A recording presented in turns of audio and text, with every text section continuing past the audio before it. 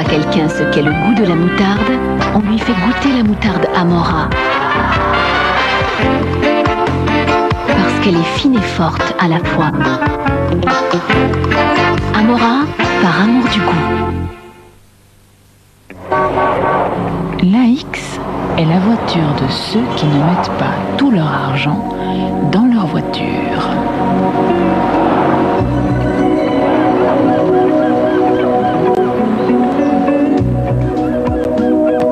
Vous n'imaginez pas tout ce que Citroën peut faire pour vous.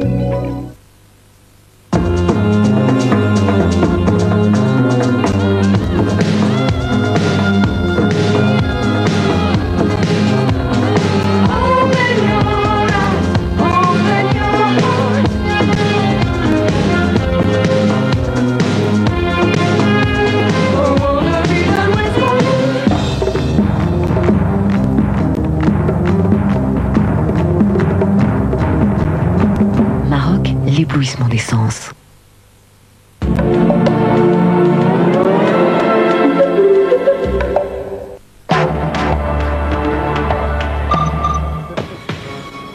Odessa, le grand port de la mer Noire, le symbole de la révolution russe.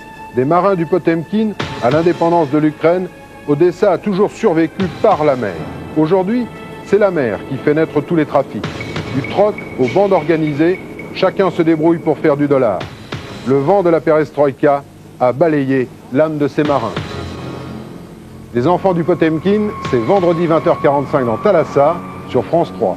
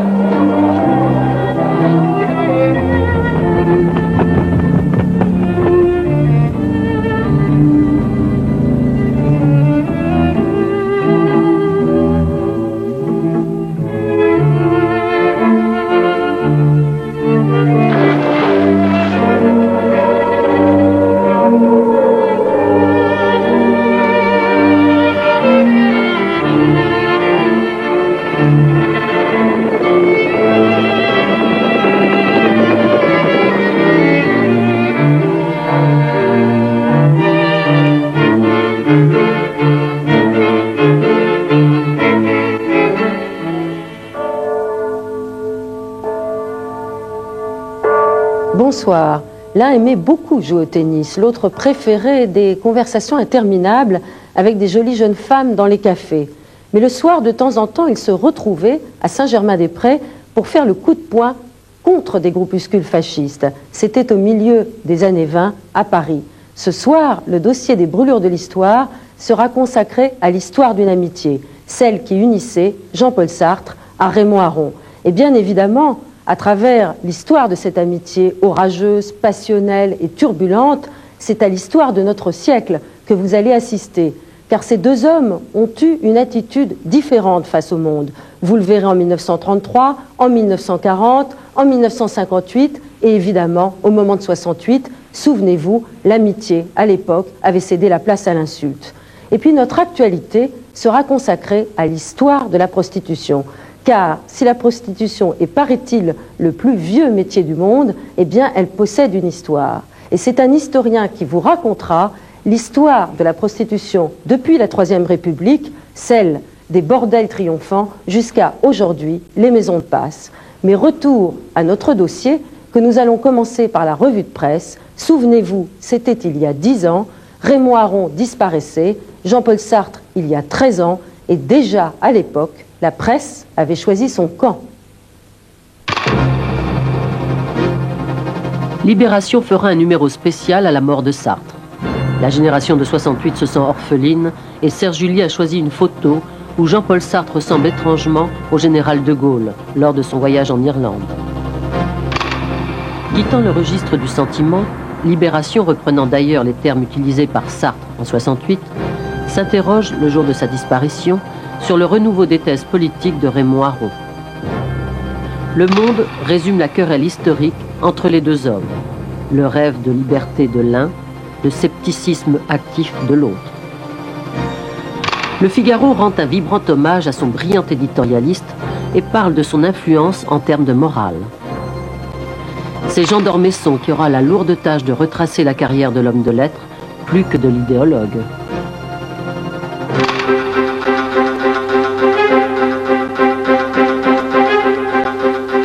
L'un était considéré comme un génie, il s'appelle Jean-Paul Sartre, l'autre comme un grand penseur, il s'appelle Raymond Aron.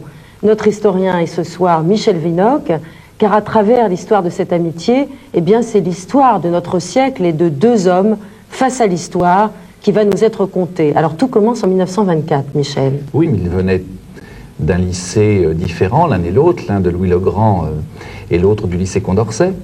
Et ils se rencontrent avec un autre ami qui s'appelle Paul Nizan, et ils vont faire un trio plein de passion, et notamment de passion pour les idées. Ce sont des philosophes tous les deux. Aron est tout de suite intéressé par la politique. Son souci, il le dit, c'est de comprendre son temps. Et ce sera vrai jusqu'à la fin de sa vie. Analyser une situation, comprendre une époque, tenter de savoir où l'on va. Sartre, au contraire, n'a qu'une ambition depuis sa plus tendre enfance, devenir un grand écrivain, un grand philosophe et aussi un grand écrivain. Sartre était un très grand intellectuel, mais il n'avait pas d'intérêt profond pour la politique. Et il n'avait pas beaucoup de goût pour la lecture des livres qui allaient contre ses convictions. D'autre part, il était révolutionnaire par tempérament ou il était anarchiste. Il ne pouvait donc pas accepter la société bourgeoise. Les plus grandes discussions que j'ai eues, je pense, dans ma vie, c'est quand j'avais 25 ans, avec Raymond Aron. Il discutait terriblement, il cherchait à me coincer, il y arrivait d'ailleurs, parce qu'il était redoutable comme dialecticien, mais ça ne me portait rien. Ça ne me portait rien en ce sens que, bon, c'était l'idéalisme classique, essayer de coincer quelqu'un qui ne savait pas très bien ce qu'il pensait à ce moment-là. Ils étaient issus de la même classe sociale. Ils avaient le même âge, la même formation, un goût identique pour la philosophie et un même désir, devenir professeur. En 1924, Jean-Paul Sartre et Raymond Aron entrent à l'école normale supérieure. Premier contact avec la prestigieuse école du 45 de la rue d'Ulm et début d'une amitié qui allait se transformer en rivalité intellectuelle, puis en dualité politique, au cœur de l'histoire d'un demi-siècle tragique.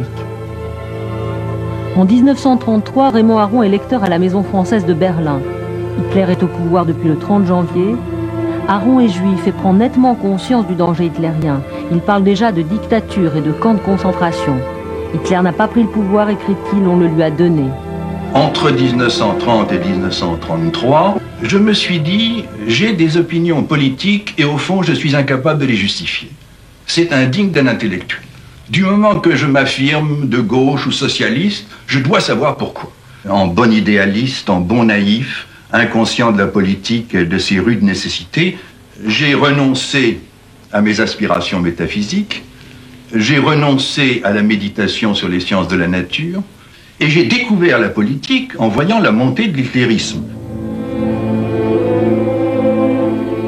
Il a dit lui-même qu'il a beaucoup regretté que le fait d'être juif lui est, dans les années 30, lui est interdit, par exemple, de condamner plus vigoureusement le nazisme qu'il aurait voulu, parce qu'il craignait qu'on le suspecte d'être anti-nazi parce qu'il était juif. En septembre de la même année, Sartre remplace Aron à Berlin. Mais enfermé dans sa chambre, pris par ses recherches sur la philosophie allemande et l'écriture de son premier roman, il ne voit pas ce qui se déroule sous ses yeux.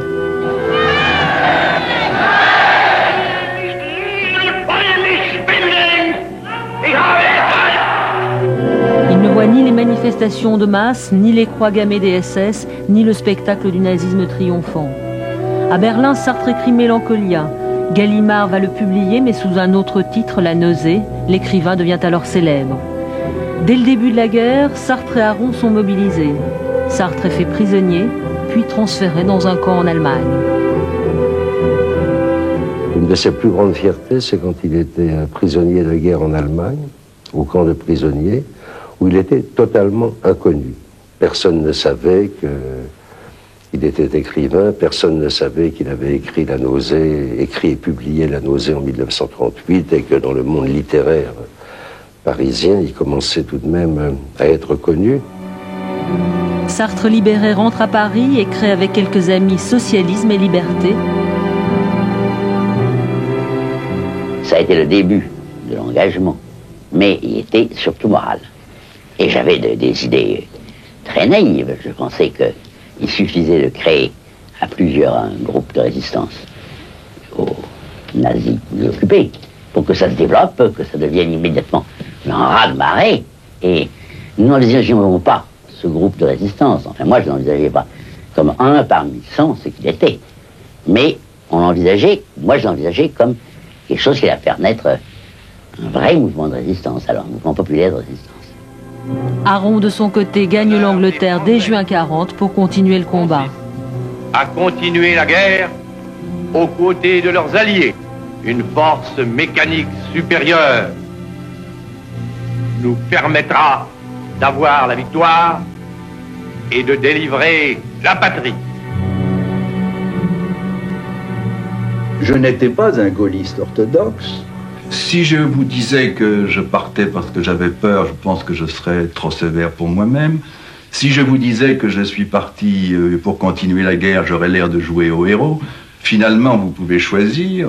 Personnellement, je pensais ceci. L'Angleterre continue la guerre. Je vais être du côté de ceux qui continuent la guerre.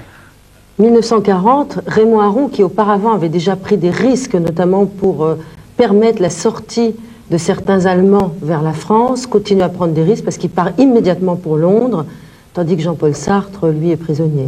Oui, leurs destinées divergent à ce moment-là, puisque Sartre et Aron ont été des combattants en 1940. Sartre est fait prisonnier et il va jusqu'en mars-avril 1941 passer sa vie dans un stalag où il va découvrir, comme il le dira, le social. Jusqu'à présent, il a été donc un écrivain quelque peu narcissique. Il raconte qu'il ne votait pas. Bien sûr, il avait de la sympathie pour le Front populaire, par exemple, pour la gauche, mais il était profondément individualiste et anarchiste, et dans ce camp de prisonniers, il découvre les autres, le collectif. Il est libéré en mars 1941, et dès son retour, il pense à constituer un groupe de résistance. Et puis, pendant l'été 1941, Sartre part avec le Castor, c'est-à-dire Simone de Beauvoir, dans le midi de la France, à la recherche des grands écrivains qui pourraient se lier à leur effort de résistance. Enfin bref, Sartre bricole naïvement, c'est lui qui l'a dit, nous étions des naïfs, tous unis par un désir de combattre les Allemands, mais nous ne savions comment faire, tandis qu'Aron, lui, il a choisi la voie plus claire, il est parti directement pour Londres. Alors effectivement, Aron part le 26 juin pour Londres, pour une raison simple, la guerre continue, et ils se mettent du côté des Anglais qui continuent la guerre. Au fond, il fait la même analyse que le général de Gaulle, qu'il connaît à peine, il n'est pas gaulliste, et pendant toute la guerre, il sera vis-à-vis de Gaulle quelque peu détaché. On va l'affecter dans un poste d'intellectuel, là où il servira beaucoup mieux le combat, qui est aussi un combat intellectuel, et il va écrire régulièrement ses articles dans la revue La France Libre. Alors que Sartre, lui, fera surtout quelques articles dans la presse clandestine, notamment dans les lettres françaises. Et peut-être aura-t-il, à la fin de la guerre, le sentiment de n'avoir pas été le grand résistant qu'il aurait voulu être. C'est possible, et c'est aussi pour cela, on l'explique parfois à tort ou à raison, une raison déterminante de son attitude d'après-guerre qui va être au contraire celle de l'engagement politique, en disant et en proclamant que l'écrivain, dès qu'il écrit un mot, dès qu'il écrit une phrase, s'engage. Et même quand il reste muet, eh bien, il s'engage encore. Et cette théorie de l'engagement qui va être si prégnante dans les années d'après-guerre sur l'ensemble des écrivains et des journalistes, sans doute est-ce un résultat de cette résistance en partie manquée de Sartre. Après la guerre, les idées sartriennes deviennent à la mode. Sartre connaît la célébrité, à la fois comme philosophe et écrivain. Il a beau répéter l'existentialisme, je ne sais même pas ce que c'est, il devient très rapidement le personnage capital du champ intellectuel.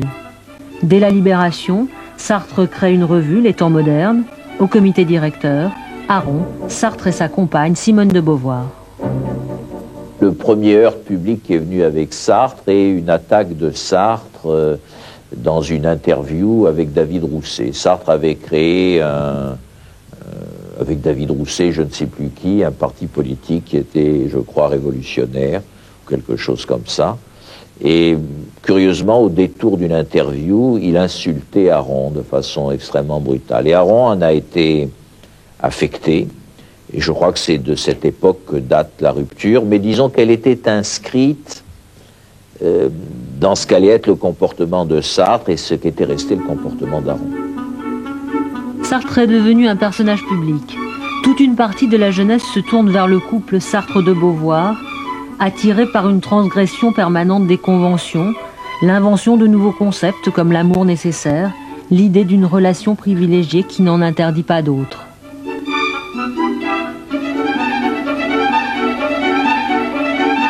Raymond Aron, lui, n'apparaît pas au premier plan. Il n'a pas écrit de roman, pas de pièces de théâtre, seulement quelques livres savants jugés un peu hermétiques. De toute façon, Aron n'a aucun goût pour la célébrité et sa vie privée n'a jamais défrayé la chronique. Aron, c'était un type formidable, mais ça, c'est un créateur. Il ne faut pas les comparer comme ça, c'était deux types d'esprit complètement différents. Et je crois que Aron était tout à fait conscient du génie de ça. Sartre découvre l'Union soviétique, une Union soviétique dont le dieu s'appelle Staline. La liberté de critique est totale en URSS, déclare Sartre au journal Libération au retour de ce premier voyage. Alors que Raymond Aron assume d'emblée un anticommunisme sans état d'âme, Sartre prend des positions neutralistes puis franchement pro-communistes, notamment au cours du congrès de Vienne en 1952. C'était à l'appel du mouvement mondial de la paix. C'est le type même de